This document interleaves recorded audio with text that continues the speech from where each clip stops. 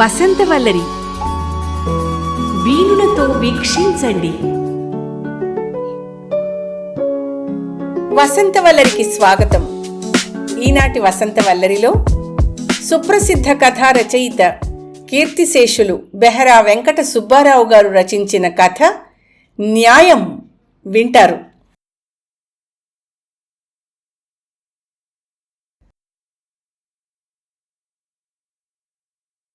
తెల్లవారుజామున భర్త వీధి గుమ్మం మెట్లు దిగుతూ ఉంటే వెనకనే వచ్చి ఆఖరిసారిగా హెచ్చరించింది భార్య తాయారమ్మ.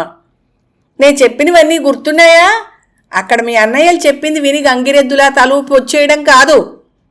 ముందుకు నడుస్తూనే వెనక్కి చూస్తూ తలూపాడు రంగనాథం. శనివారం రాత్రికి నేను నర్సీపట్నం వస్తున్నాను, నువ్వు కూడా తప్పకుండా రా, నాన్నగారి విషయం మాట్లాడాలి. విజయవాడలో ఉంటున్న చిన్నన్నయ్య దగ్గర నుంచి ముందు రోజు ఉదయాన్నే టెలిగ్రామ్ వచ్చింది రావులపాలెంలో ఉన్న రంగనాథానికి. ఎందుకంత అర్జెంటుగా రమ్మన్నాడో అని భర్త గొణుగుతున్నట్టుగా అంటుంటే చికాకేసింది తాయారుకి.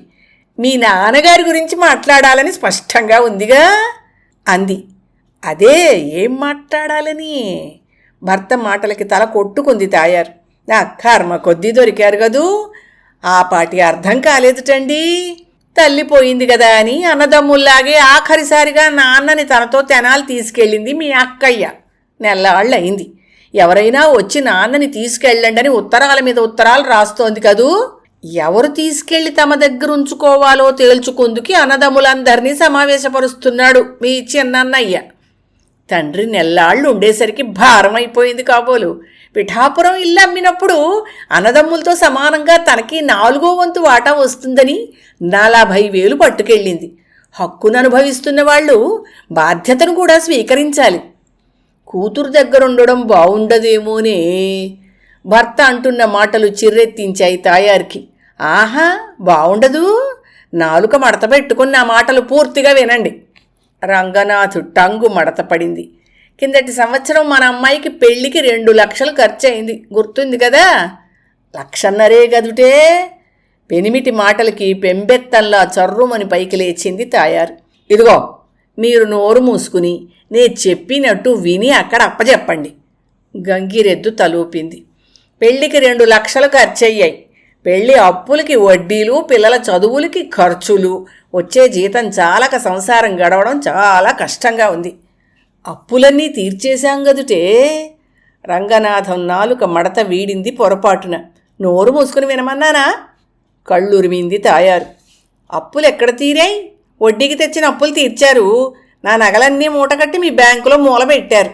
ఆ మూట విడిపించి తెండి. కళ్ళెర్ర చేసింది. నెల నెలా జీతంలో కట్ చేస్తున్నారు కదే. ఇంకెంత? మరో 4 నెలలాగు, వాటిని తెచ్చి నీ మెళ్ళో వేస్తాగా. రంగనాథం నాలుకకి తాత్కాలికంగా స్వాతంత్రం వచ్చింది. ఇదిగో, మధ్యలో మాట్లాడకండి, పూర్తిగా వినమన్నానా అంది తాయారు. నోటికి ప్లాస్టర్ అతికించుకున్నాడు రంగనాథం. అలాగే అన్నట్టు తల ఊపాడు. నాన్నని తలో 4 నెలలు ఉంచుకుందామని మీ అన్నయ్యలు అనొచ్చు, దానికి అంగీకరించకండి. మీ అక్కను కూడా లెక్కలో పెట్టండి. తలొక 3 నెలలు అని చెప్పండి.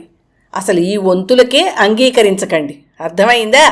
తండ్రి తర్వాత తండ్రిగా కుటుంబ బాధ్యత స్వీకరించాల్సింది పెద్ద కొడుకేను. అతనే తండ్రి తలకి కొరివి పెట్టాలి. పెద్ద కొడుకు దగ్గర ఉండడమే న్యాయం. ఎటొచ్చి ఏమైనా జరిగితే సమయానికి పెద్ద కొడుకు లేకుండా పోతాడు. ఈ ప్రపోజలు మీరే పెట్టండి.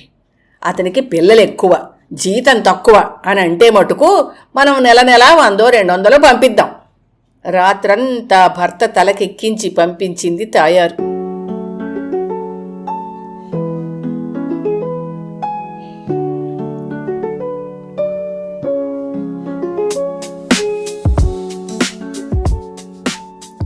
ఆ రాత్రి భర్త తిరిగొచ్చి గుమ్మంలో అడుగు పెడుతూ ఉంటే, ఏమైంది, తిరిగొచ్చేశారే ఆతృతగా అడిగింది తాయారు.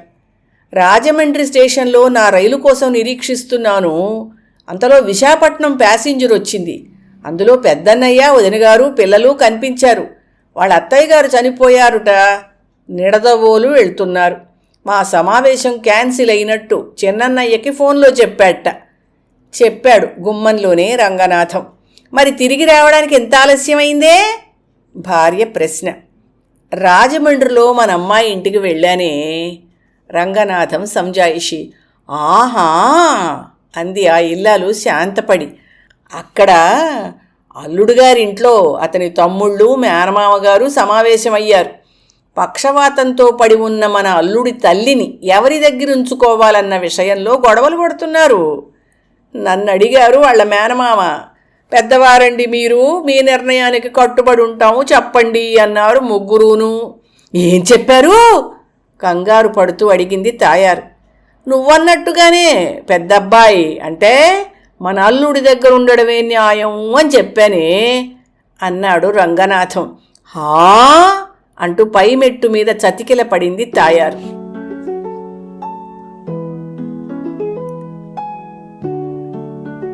వసంతవల్లరిలో సుప్రసిద్ధ కథా రచయిత కీర్తిశేషులు బెహరా వెంకట సుబ్బారావు గారి రచన న్యాయం విన్నారు.